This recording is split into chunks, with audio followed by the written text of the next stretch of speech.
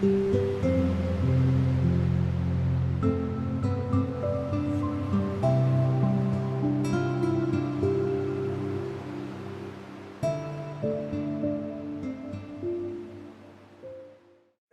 mu ijambo ry'Imana. Acha tuingie kwa neno la Mungu. Tusome ijambo ry'Imana.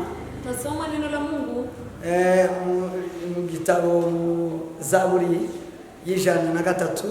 Kwa kitabu ya Zaburi 103. Murongo wa mbere n'uwa kabiri. Mstari wa kwanza na hadi wa pili. Mabari hafi baze kutufasha kusoma. Walio karibu watatusaidia na kusoma neno. Hanyuma tuze kwinjira mu ijambo ry'Imana tuvuga mu mwanya muto. Alafu tutaingia kwa neno ambalo tutazungumza kwa muda mchache. Nafsi yangu, umuhimidi Bwana. Ndio. Naam. Vyote vilivyo ndani yangu. Nafsi yangu, muhimidi Bwana. Naam. Naam. Vyote vilivyo ndani yangu. Ndio. Vilihimidi jina lake takatifu. Amen. Nafsi yangu, umuhimidi Bwana. Wala usisahau fadhili zake zote. Amen. Wala usisahau fadhili zake zote. Amen. Some mu Kinyarwanda. Yeah. Ibi biravuze ngo mutima wanje himbaza Uwiteka. Mutima wanje himbaza Uwiteka. Mwabindimo byose mwe. Mwabindimo byose mwe. Himbaza izina rye ryera. Mwimbaza izina rye ryera. Mutima wanje himbaza Uwiteka. Mutima wanje himbaza Uwiteka. Tiwibagirwe ibyiza yakugiriye byose. Yuze kwibagirwa ibyo Imana yakugiriye byose. Amen. Amen. Mungu akubariki sana. Mukomeze muri cyo gitabo 119 umurongo wa 11. Zaburi 119 na haya ya 11 inasema, moyoni mwangu nimeliweka neno lako.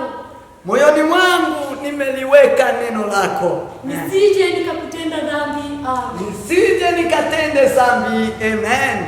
Mungu akubariki sana. Ego. Nabikiye ijambo ryawe mu mutima wanje. Nabikiye ijambo ryawe mu mutima wanje ma. Kugira ngo ntagucumuraho. Kugira ngo ntaza kugucumuraho. Amen. Mungu akubariki sana. Murangirize mu Migani 30 murongo wa 5. Kila neno la Mungu limehakikishwa.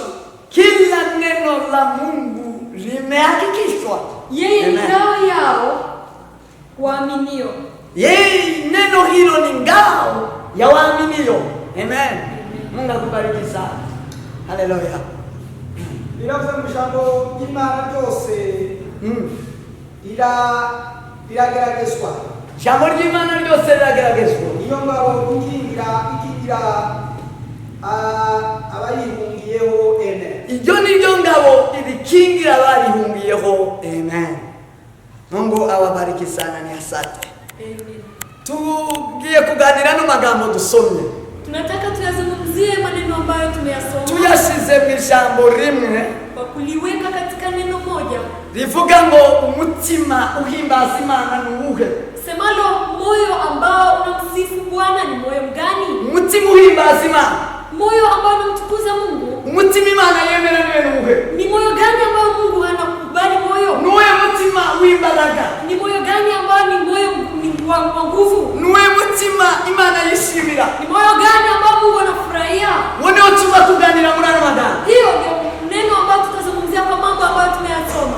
Icyumweru gishize Jumapili iliyopita twaza tuvuga uburyo bwo gusevinga, kukwinvestisa imbaraga mu mitima yako. Tulikuwa tukizungumzia jinsi ya kuweka akiba ya nguvu ndani ya roho zetu. Aho tugomba kuinvestisa imbaraga. Mahali ambapo tunapaswa kuweka akiba ya nguvu. Dusanga aho tubika imbaraga mu mutima. Alafu tukagundua nafasi ambayo tunaweka nguvu hizo ni ndani ya moyo. Kuko twari dukeneye imbaraga. Kwa sababu tulikuwa tukitamani nguvu. Dushaka imbaraga. Tunatafuta nguvu. Umuntu yifuza imbaraga igihe cy'integeke. Mtu anatamani nguvu wakati wa mgumu. Umuntu yifuza imbaraga mu ntegeke. Mtu anatafuta nguvu wakati wa udhaifu. Umuntu yifuza imbaraga mu gihe kigoye. Tutafuta nguvu wakati kwa umuntu yifuza imbaraga mu gihe cy'amakuba.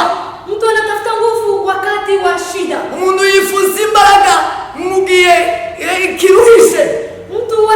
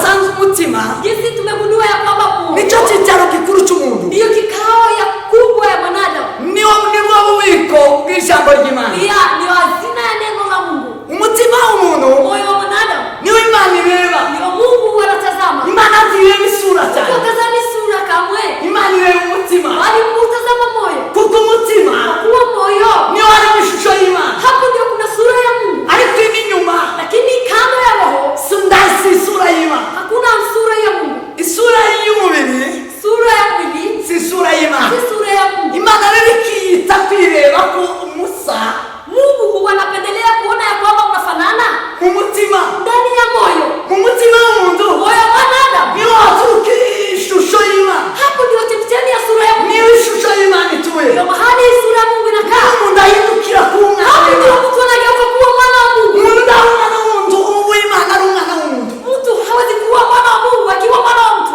gusa. bali tu kuwa mwana wa mtu. Umuntu utiyoba umwana w'Imana ari afite ishusho y'umuntu gusa.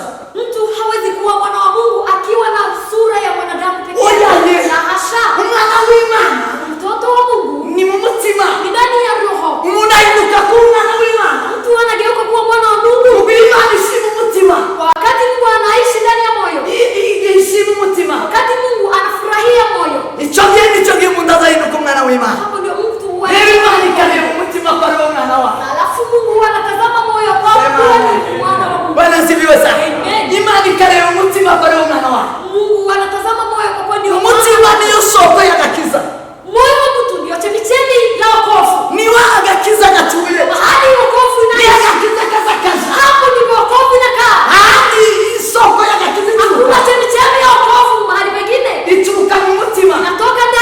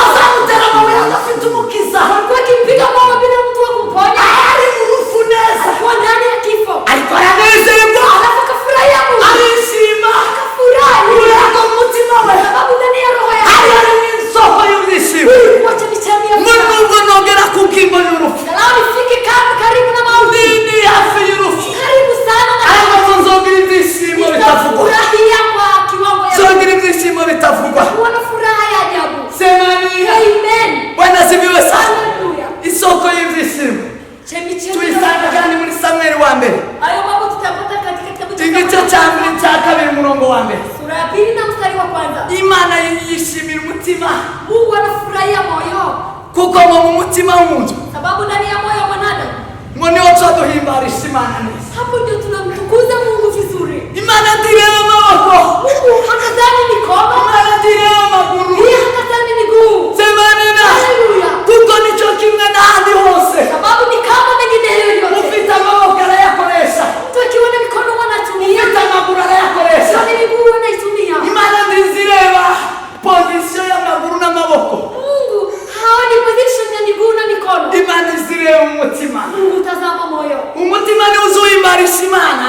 Moyo ndio inamtukuza Ni Mungu. uzuhimbaza Imana. Ndio inamtukuza Mungu. Imana mukishimira mu ijuru. Alafu Mungu anafurahia. Umutima ni Imana yiza imureba.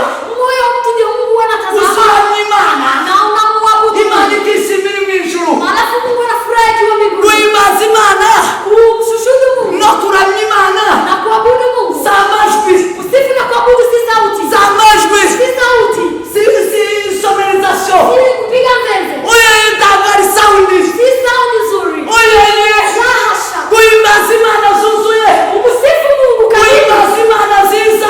Umsifu Mungu vile Imana vizuri. izayakira. Mungu anapokea. Umutima. Si moyo. Si instrima. Haiko zenze. Si instrima. Sio zenze. Si amajwi. Sio sauti. Si amajwi. Sio sauti. Imana inezezwa. Mungu anafurahia. Umutima. Anafurahia moyo. Umutima. Moyo. Umutima iyo uhimbaza Imana. Na moyo ukimsifu Mungu. Imana izinezerwa. Mungu anafurahi. Iyo umutima uranyisha Imana.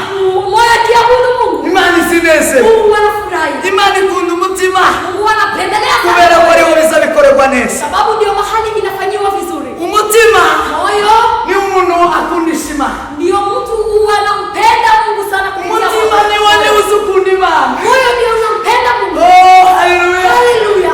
Yesu Imana ibwira Mose. Mungu akamwambia Musa. Akamubwira ngo andikira Abanyisraeli. Akamwambia waandikie wana wa Israeli. Wabwira ngo bakundishe Uwiteka. Waambie wampende Mungu. Umutima wabo. Mioyo yao. N'imbaraga Na zabo. nguvu. N'ubugingo Na bwabo. nafsi pia. Uko niko gukunda Imana. Hilo ndiko Yesu kupenda. arababwira ngo Akawaambia. ababwira amategeko abiri Akawaambia amri kubwa mbili. ababwira ngo ijya mbere Akawaambia jambo la kwanza. gukundisha Imana Mpende Mungu. imitima yanyu Kwa mioyo yenu. n'imbaraga Na zanyu nguvu zenu. n'ubugingo Na bwanyu. nafsi zenu. Uko niko gukunda Imana. Hiyo ndio kupenda Iryo niryo Mungu. tegeko rya mbere. Hiyo ndio amri ya Tegeko kwanza. rya kabiri Amri ya pili. arabwira mukunde mugenzi wawe. Akamwambia kumpenda jirani yako. Ukunda nk'uko wikunda. Kama vile ujipendavyo. Haleluya. Haleluya. Imana ikunda umutima Mungu anapenda kuko moyo. ariho haba kuyikunda. Sababu ndio mahali kuna Imana ireba umutima.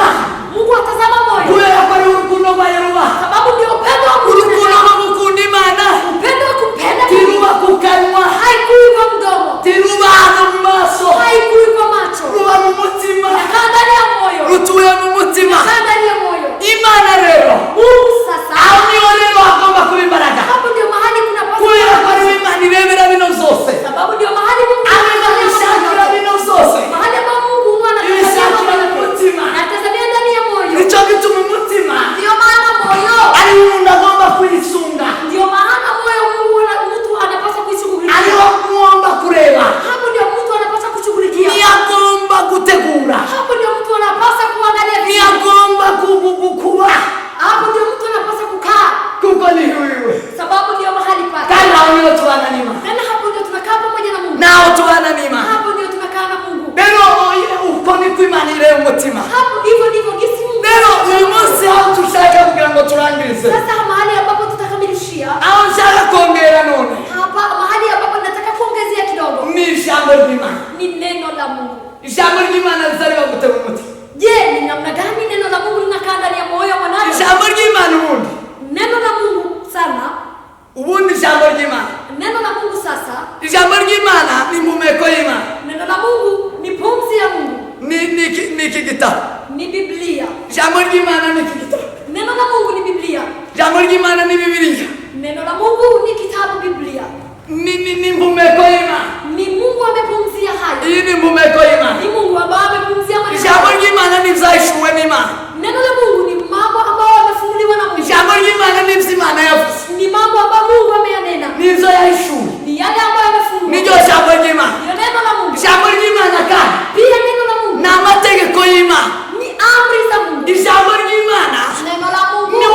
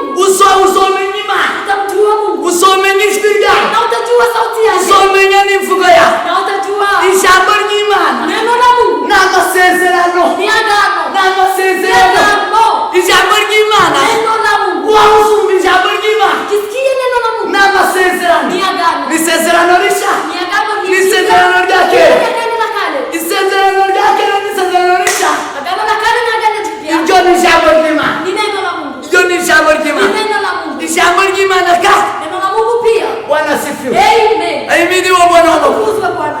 Atukuzwe Bwana wa majeshi. Amen, amen. Haleluya. Haleluya. Ijambo ry'Imana Neno la Mungu ni Imana. ni Mungu. Ijambo ry'Imana Neno la Mungu ni Yesu Kristo. ni Yesu Kristo. Yohana wa mbere, Yohana kitabu cha Yohana wa kwanza, isura ya mbere. sura ya kwanza, Yohana w'Injili igice cya mbere. Injili takatifu ya Yaravuze ngo mbere na mbere hariho jambo. amesema hapo mwanzo kulikuweko na neno Hariho jambo. na kulikuweko na neno. Jambo yari Imana, yahoranye n'Imana. Neno huo alikuwa pamoja na Mungu Jambo ni Imana. na neno ni Mungu. Ijambo ni Yesu Kristo. Neno ni Yesu Kristo Ijambo ni Imana. na neno ni Mungu. Iri jambo rero Na neno sasa rigira umumaro ina faida iyo rigeze mu muntu. ikifika ndani ya mwanadamu. Ijambo ry'Imana Neno la Mungu niryo tuzadukura mu bugingo. hiyo ndio tunatoa ndani uzima. Niyo haba mu bugingo n'umuco Hapo ndio kunapatikana uzima na nuru, z'abantu. uzima na nuru ya wanadamu. Yohana igice cya mbere umurongo wa kane. Yohana sura ya kwanza na sura na Uzasanga mu ijambo ry'Imana utagundua ndani ya neno la ku Mungu ijambo ry'Imana ari ubugingo. kwa kuwa neno la Mungu ni uzima. Uzasanga ku ijambo ry'Imana ari umuco w'abantu. Utagundua kwamba neno la Mungu ni nuru ya wanadamu. Umuco wacu Nuru yetu zitanamara ari itara n'izuba n'ukwezi. si jua na nyota pia na mwangaza. Oye, La hasha, ibyo ngibyo si umuco mambo haya siyo nuru, kuko bitagera mu mutima. sababu haiangazi ndani ya mioyo. Umuco nyamuco w'abantu Nuru kamili ya wanadamu ni ijambo ry'Imana. ni neno, Ijambo ry'Imana neno la Mungu ni itabaza. ni mwanga, Ni itabaza rimurikira ibirenge byacu. ni mwanga ya miguu, inaangazia miguu Ni yetu, umuco umurikira inzira ducamo. ni nuru ambayo inaangazia njia tunipitayo, Umuco umurikira inzira y'umuntu nuru ambayo inaangazia njia za mwanadamu ni ijambo ry'Imana. ni neno la Mungu. Ijambo ry'Imana ni inzira. Neno la Mungu ni njia, Ni kandi iri mu muco. pia njia ambayo inapatikana na Mungu, Imurikiwe. ambayo inaangazia Itari mu mwijima. si kwa giza. Inzira z'abantu bari kuzishyiraho zamurika mu isi. Njia wanadamu huwa wanaweka juu mulika mwizi, Bagashyiraho isitima wanaweka juu stima, wanamulika kugira ngo inzira iboneke iri mu muco. ili njia barabara ionekane Inzira y'abera nabo y'abana b'Imana lakini njia ya wana wa Mungu watakatifu izimurikirwa n'ijambo ry'Imana. huwa inaangaziwa na neno la Mungu. Ijambo ry'Imana ni itabaza. Neno la Mungu ni nuru, Ni itabaza rimurikira ibirenge byacu. ni mwanga ambayo inaangazia. Zaburi y'ijana na cumi n'icyenda umurongo w'ijana na gatanu. Zaburi 119 na haya ya 105. Niba uzasanga ijambo ry'Imana ko ari itabaza. Hapo ndipo utapata neno la Mungu kuwa ni nuru. Ijambo ry'Imana ngo niryo rizarisusurusha imitima yacu. Neno la Mungu pia ndio inaleta furaha kwa mioyo yetu.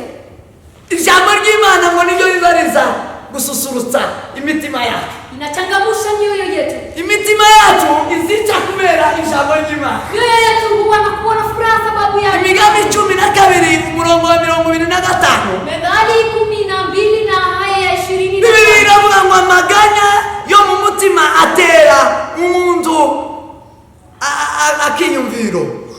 Biblia inasema uzito katika moyo wa mtu huinamisha, bali neno njema hufurahisha. Bwana asifiwe sana. Amen. Amaganya yo mu mutima Uzito wa roho azatera umuntu stress. inaletea mtu kuzofika, Azatera umuntu stress. inaletea mtu stress. Ariko ijambo ry'Imana, Lakini neno la Mungu, ijambo ry'Imana ngo rizarisusurusha umutima. na neno la Mungu linaletea furaha moyo. Ijambo ry'Imana rizarihesha umutima kwishima. Neno la Mungu ndio inapea moyo kuwa na furaha. Umutima w'umuntu ndiwo kwishima. Moyo wa mwanadamu huwezi furahi, Tushobora kwishima huwezi furahi mu gihe hatari mu ijambo ry'Imana. kama hakupatikani neno la Mungu. Ubwiza bw'ijambo ry'Imana Uzuri wa neno la Mungu ni uko ijambo ry'Imana ni kwa kuwa neno la Mungu, rizaribasha ngo gususurusha umutima. kwa sababu inapea moyo kuwa na furaha. Niba ushaka umunezero n'ibyishimo, Hitaji furaha, ushaka umunezero n'ibyishimo, hitaji kufurahia, soma ijambo ry'Imana. soma neno la Mungu, Shaka ijambo ry'Imana. futa neno la Mungu. Niba ushaka gukira stress, Kama unahitaji kupona stress, ubu nyine abantu barwaye stress watu siku hizi wamelemewa muri iki kinyejana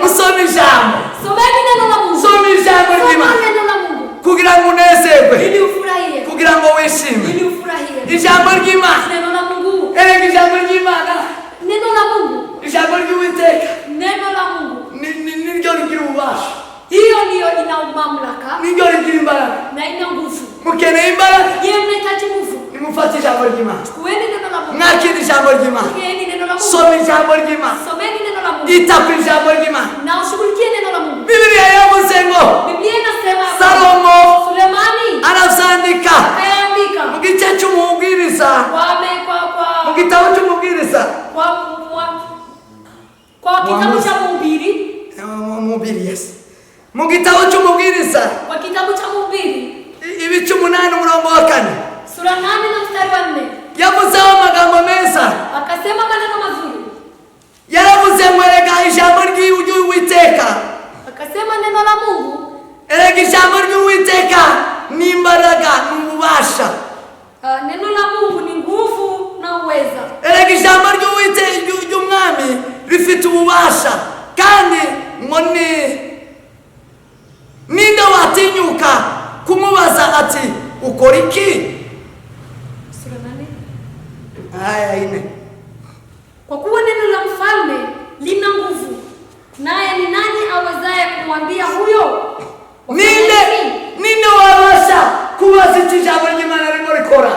Nani awezaye kumuuliza kazi ya Mungu inafanya nini? Nukuvuga ngo ijambo ry'Imana ni inyembaraga kuri wowe. Inamaanisha neno la Mungu ni ya nguvu kwako. Ni inyembaraga kuri wowe. Ina nguvu kwako. Kandi rifite kugukiza. Pia ina nguvu ya kukuponya. Rifite kugukiza kubera ububasha bwawe. Nimba ushaka kwakira imbaraga, ukihitaji kuwa na kupokea nguvu, nimba ushaka kwakira ububasha, ukihitaji kupokea uweza na mamlaka, iyegereza ijambo. Karibia neno la Mungu. Tunga ijambo. Kuwa na neno. Soma ijambo. Soma neno la Mungu. Jambo ry'Imana. Neno la Mungu nicho. Ni hivyo. Izo tumuze bike niryo jambo ry'Imana. Yale ambayo tumeyazungumzia machache ndiyo neno la Mungu. Hanyuma rero uyu mwanditsi arandika. Alafu sasa mwandishi huyu akaandika. Aravuga kugira ngo duhimbaze Imana. Ili tumtukuze Mungu. Kugira ngo imitima yacu ize guhimbaza Imana. Mioyo yetu imsifu Mungu. Nigengo yoba yabise ijambo ry'Imana mu mutima. Ni kwa muda ambao mioyo yetu inaweka neno la Mungu. Daudi arazandika 103. Daudi akaandika katika Zaburi 103. Ngo atekereza uburyo Imana yamukijije. Alafu akafikiria jinsi Mungu amemponya. Atekereza uburyo Imana yamubabariye ibyaha zose. Akafikiria jinsi Mungu amemsamehe dhambi zote. Biblia iravuga ngo, Biblia inasema ngo ni ubabarira ibyo twacumuye zose. Yeye ndiye huwa anasamehe dhambi zote. Ni ubabarira ibicumuro zacu zose. Anasamehe makosa yetu yote. Ni ubabarira ibyaha zacu zose. Anasamehe dhambi zetu zote. Warangiza aravuga ngo umutima wanjye himbaza Uwiteka. Alafu akamwambia moyo wake, akamwambia msifu Bwana. Umutima wanjye himbaza Uwiteka. Moyo wangu sifu Bwana. Lakini kiza kitwoza.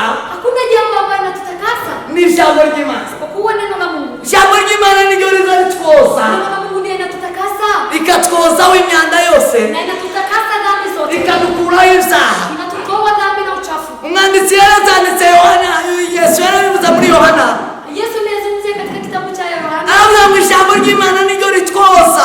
Akasema neno la Mungu ndio huwa linatutakasa. Ibice 13 umurongo wa 3 n'uwa 4. Sura 13 mstari wa 4. Yohana ibice 15 umurongo wa 3 uko Biblia ivuga. Biblia inasema ninyi mmekwisha kuwa safi kwa sababu ya lile neno nililowaambia. 14. Ngomeza. 13 umurongo wa 3 n'uwa 4. 13 mwanzo wa 4. 15 umurongo wa 3 n'uwa 4. Inasema ninyi mmekwisha kuwa safi kwa sababu ya lile neno nililowaambia. Kaeni ndani yangu nami ndani yenu. Kama vile tawi lisivyoweza kuzaa peke yake lisipokaa ndani ya mzabibu. Biblia iravuze ngo none mumaze kwezwa n'ijambo nababwiye mugume muri nje nanjye ngume muri mwe. Kaeni ndani yangu nami ndani yenu. Ijambo ry'Imana niryo rizaryoza umuntu. Neno la Mungu huwa linatakasa mwanadamu. Iyo rimaze kukosa na likimaliza kukutakasa, monicho giuzuba muri mu Mana. Hapo ndio unapata kukaa ndani ya Mungu. Ni Imana nayo ngikaba muri wowe. Alafu Mungu anakaa ndani mwako. Imana ibahari ijambo rya. Mungu anakaa nafasi ambapo kandi ijambo ry'Imana iyo ribaye mu mutima rirawoza. Na neno la Mungu likikaa ndani ya moyo wa mwanadamu huwa namtakasa. Yesu aravuga ngo none ijambo ryanje rimaze kuboza. Na alafu Yesu akasema kwa hiyo neno langu limeshaoza.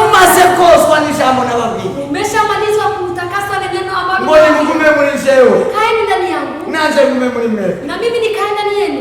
Sema amen. Amen. Sema amen. Amen. Mugume muri jewe nanje ngume muri mwe. Kaeni ndani mwangu na mimi Ngo kubishamye ritabasha kwera imbuto ritari ku muzabibu. kwa sababu hakuna tawi ambayo itazaa bila kukaa ndani ya Niko mzabibu. namwe mutobasha kugira icyo mukora. Vivyo hivyo ninyi muwezi kuwezesha kufanya jambo lolote Mutamfite. kama hamko na mimi. Nukuvuga ngo ijambo ry'Imana rifite umumaro muri twebwe muri mutima. Inamaanisha neno la Mungu lina faida ndani mwetu. Iyo rigeze mu mutima, Ikifika ndani ya moyo, icya mbere jambo la kwanza rirakoza. na kutakasa, Icya kabiri jambo la pili rikaguhesha kuba muri Yesu. na kupea kukaa ndani ya Yesu, Icya gatatu jambo la tatu rikaguhesha Yesu nawe kuba muri wowe. na inakusababisha Yesu Kristo. Oh, haleluya. Haleluya. Ijambo ry'Imana, Neno la Mungu, ijambo ry'Imana neno la Mungu riza rituma linasababisha wera unatakasika utungana. na unakuwa Iyo mkamilifu. ryageze mu mutima, Likikaa ndani ya moyo, iyo ryageze mu mutima likikaa ndani ya moyo riza rikoza, na kutakasa,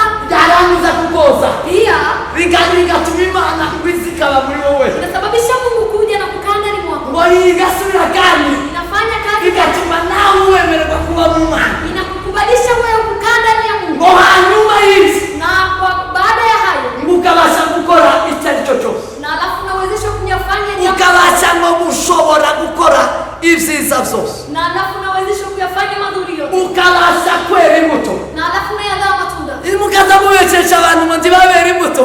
Nyinyi msishangae na watu ambao wadai matunda. Bokwera imbuto gute batarongejwe n'ijambo? Je, watazaa matunda aje na jambo na bado hawajaoshwa na Bokwera imbuto gute batari mu Mana? namna gani watazaa matunda na wako ndani ya Mungu? Bokwera imbuto gute Imana itari muri bo? Je, watazaa matunda aje na Mungu hayuko ndani mwao? Kuko ufite ijambo ry'Imana Sababu yule ambaye ana neno la Mungu, mu mutima we niwe wemerewe kwera imbuto nyinshi, yule ambaye ana neno la Mungu ndani mwake, yeye ndiye anakubalika. kandi ngo niwe ubasha gukora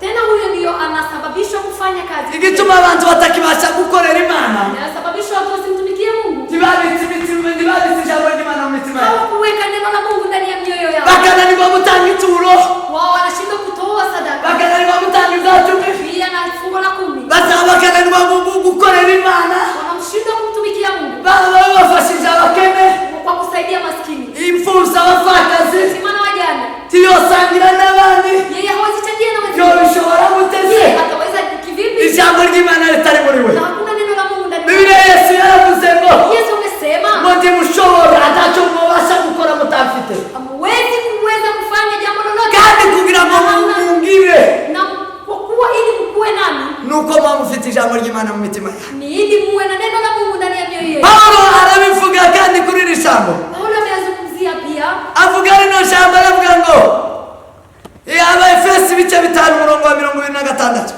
Waefeso sura 5:25 inasema ngo amaze kogeshwa ngo amazi n'ijambo agishira rifite ubwiza ritari umukanyari cyangwa ikizinga.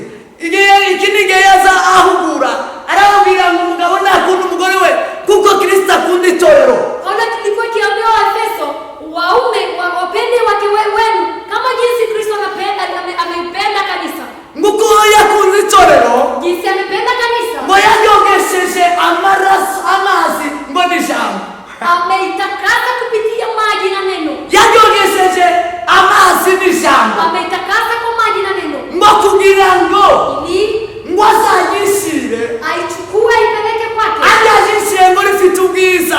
aichukue ikiwa ni nzuri. Bene data, ndashaka kubabwira ukuri, Wapendwa, nataka niwaambie ukweli, abazinjira mu bwami bwo mu ijuru wale ambao wataingia ufalme wa mbingu, n'abejejwe n'ijambo, wale ambao wametakaswa na neno, abo nibo Imana izishira, hao ndio Mungu atachukua. abo nibo Pawulo yavuze ngo azabishira, Paulo amesema ya kwamba watu kama hao bazaba yabejesheje amazi n'ijambo, watakuwa wamewatakasa kupitia maji na neno, ngo ntibazaba bakiriho ikizinga, wala hawatakuwa na ishara yoyote ya dhambi, ntibazaba bakiriho ikizinga cyangwa umukanyari hawatakuwa na dhambi na makosa yoyote, cyangwa ikindi kintu cyose cyobatera kugira inenge. wala jambo lolote ambalo litasababisha kupatikana kutokuwa safi mbele za Mungu. Igituma dukurwaho inenge, Inayosababisha sisi tutolewe makosa, aho cyo dukurirwa umugayo,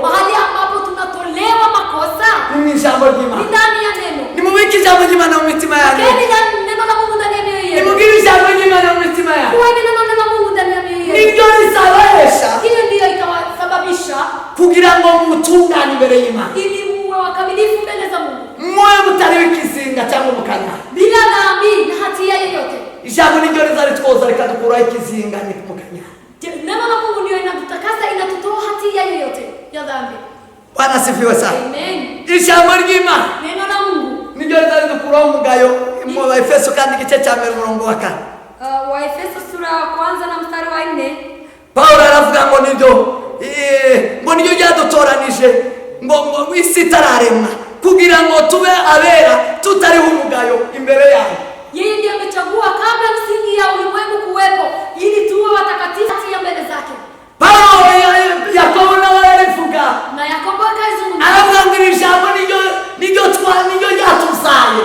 akasema tumezaliwa kupitiwa neno.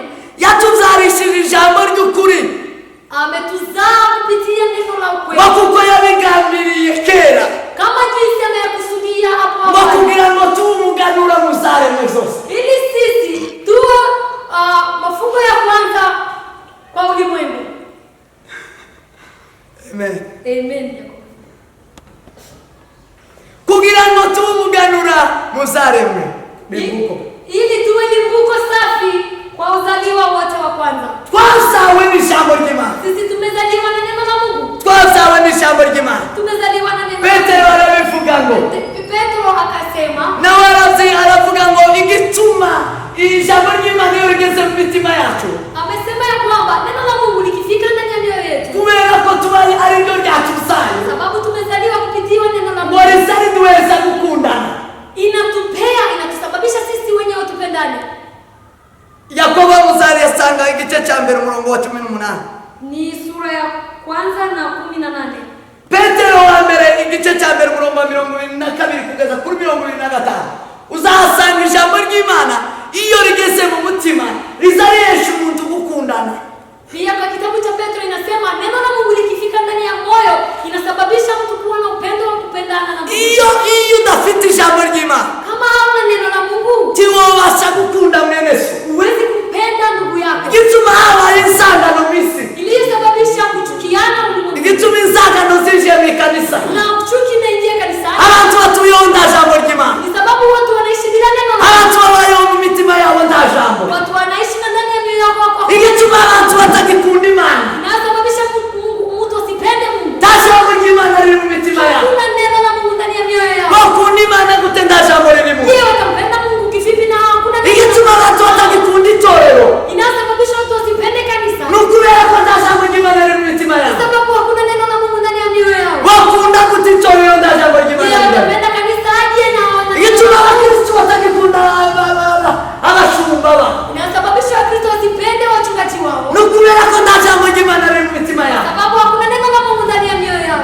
Igituma abashumba batagikunda abakristo Inayosababisha wachungaji wasipende Wakristo. ni ukubera ko nta jambo ry'Imana riri mu mitima Sababu yabo. hakuna neno la Mungu ndani ya mioyo yao. Iyo umuntu atarimo gukunda, Kama ndani ya mwanadamu hakuna upendo, Biblia iravuga ngo uwo muntu utiyazawe n'Imana. Biblia inasema mtu huwa hajazaliwa na Mungu. Uwazawe n'Imana wese arakunda. Yeyote ambaye amezaliwa na Mungu huwa anapenda. Rero ikiza gituma dukunda Kinachosababisha tupende sisi ni ijambo ry'Imana iyo riri mu mitima yabo. neno la Mungu ambalo linapatikana ndani ya mioyo ya watu. Abo baruti bazawe n'ikindi, Na alafu Biblia inasema watu hao hawakuzaliwa na jambo lingine. bazawe n'imbuto itabora. Wamezaliwa na tunda ambalo haliozi. Imbuto itabora Tunda ambalo haliozi nta kindi ni ijambo ry'Imana. si jambo jingine, ni neno la Mungu. Bene data bazawe n'imbuto itabora, Ndugu wapendwa, ambao mmezaliwa na tunda ambalo haliozi, abazawe n'imbuto itabora wale ambao wanazaliwa na mbegu ambayo haiozi, bagira urukundo, wanakuwa na upendo, bagira urukundo, wanakuwa na upendo, barakundana. wanapendana. Sema amen, Amen. sema amen, Amen. sema amina. Amen. Kubera ko bazawe n'ijambo ry'Imana, Sababu wao wamezaliwa na neno la Mungu. kubera ko bazawe n'ijambo ry'Imana, Sababu wamezaliwa na neno la Mungu, bakunda Imana, huwa wanapenda Mungu. bakunda abantu, Wanapenda watu wenzio. bakunda itorero ry'Imana, Pia wanapenda kanisa la Mungu. barakunda, Wanapenda. nimubike ijambo ry'Imana mu mitima yacu Pokeni neno la Mungu ndani ya kugira ngo ijambo ry'Imana rize kutuzanira urukundo. ili neno la Mungu icyo ukora cyose utagikoranye urukundo, jambo lolote litendalo bila upendo, nta ngororano, hakuna uzawadi. nta ngororano wagira udakoresheje urukundo. Huwezi kuwa na zawadi yoyote kama kandi ntahandi wokunda urukundo, ntahandi wokunda urukundo. Hakuna mahali nyingine utatoa upendo. Urukundo rukura mu ijambo ry'Imana. Ukuwa ndani ya neno la Mungu. Soma Biblia, Soma jambo ry'Imana. wika ijambo ry'Imana mu mutima wawe, Weka neno la Mungu ndani ya moyo wako. hautakuwa na chuki. Na hakuziga rugiru rwangu. Sema amen. Amen. Iyo umutima udafite ijambo ry'Imana, Moyo kama hauna neno la Mungu, reba uko uzumera. hebu tazama jinsi Yesu yaravuze muri Marko Yesu ameyazungumzia katika kitabu cha igice cya 7 umurongo wa 21. sura ya 7 na 21. Yesu avuga umutima utari mu rukundo, Amezungumzia moyo ambao haina ndani upendo. umutima utari mu ijambo ry'Imana, Moyo ambao haina neno la Mungu. umutima utari mu ijambo ry'Imana Moyo ambao haina neno la Mungu. uba uhumanye. Moyo huo ni moyo mbaya sana. Yesu avugana n'abafarisayo Yesu alipozungumza na Wafarisayo, bavuga ko ibiva mu muntu, ibi bisha mu muntu aribyo bihumanya umuntu. akasema kinachotoka ndani ya mwanadamu ndio kinamweka kuwa mnajisi. Yesu arababwira ngo yenda cyo munsi Yesu akamwambia hapana, si hivyo mjuzi. sikinjira mu muntu, Sio jambo ambalo linaingia ndani ya ahubwo mwanadamu, ni igituye mu mutima.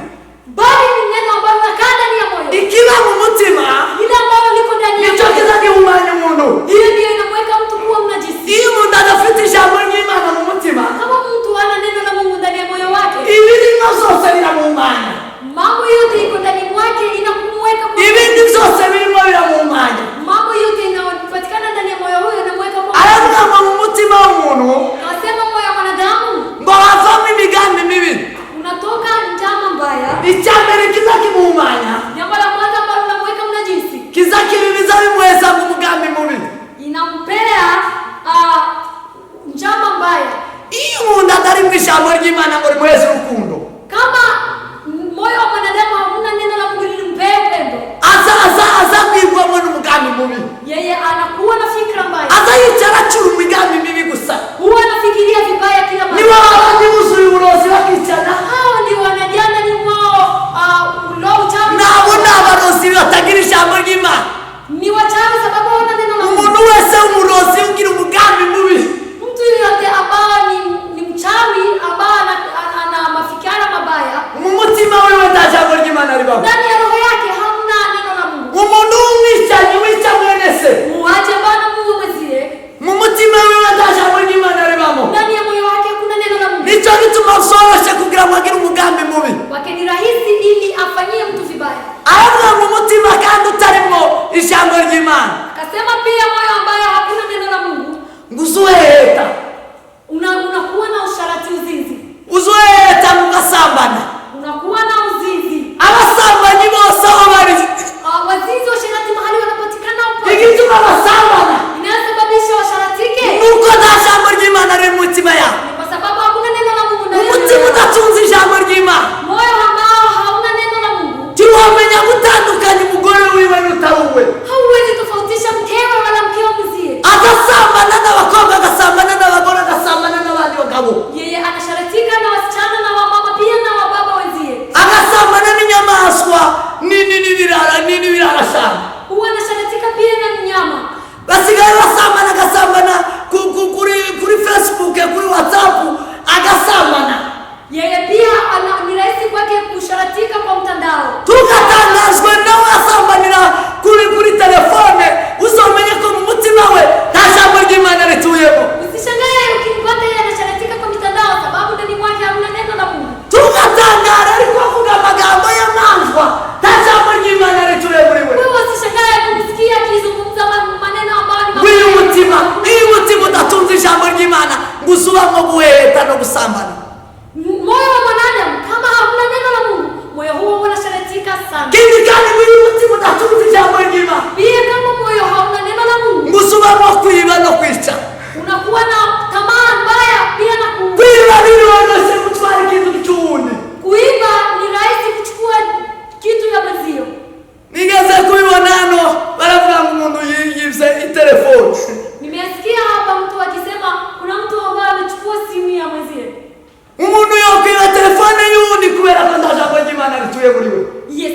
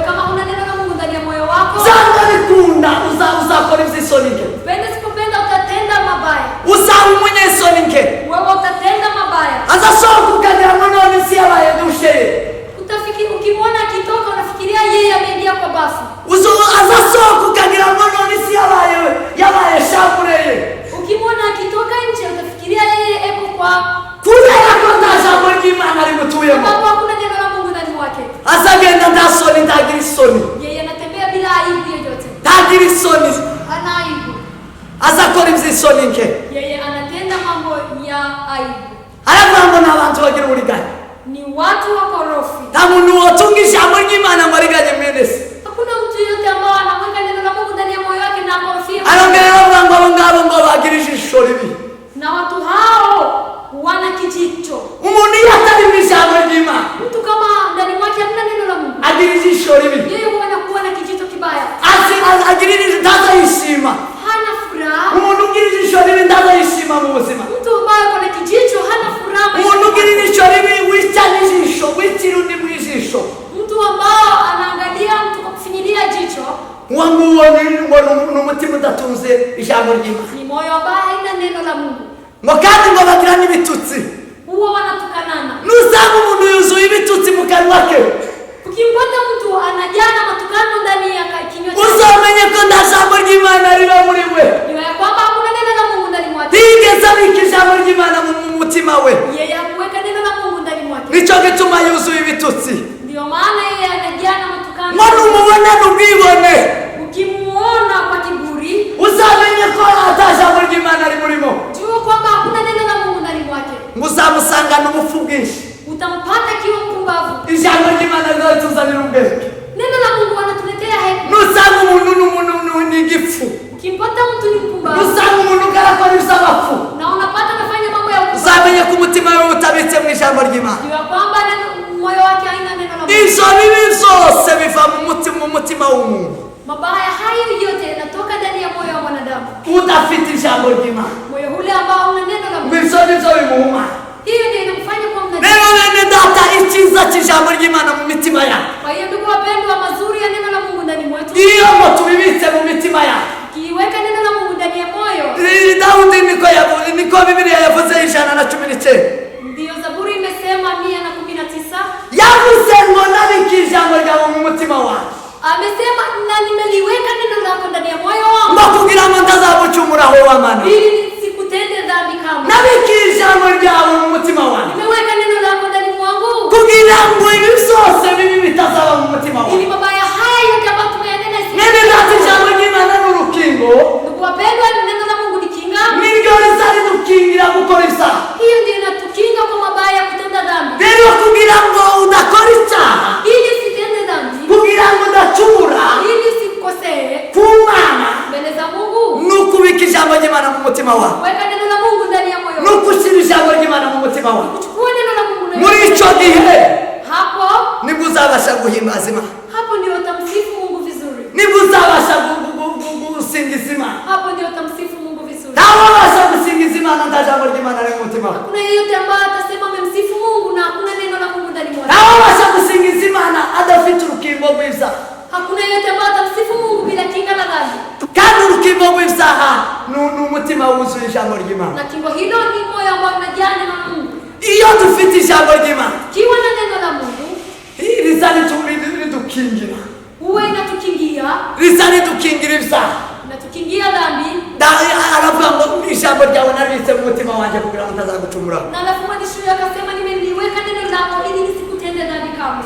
Ufite iryo jambo mu mutima we, Mtu ambaye ana neno hilo ndani mwake ngo azagishimira, huwa anaifurahia. ngo azagishimira ngo ufite iminyago myinshi. Yeye anafurahia kama mtu ambaye ana vitu vingi. Zaburi niko yavuze, Kitabu ya Zaburi imesema, 119 umurongo w'162.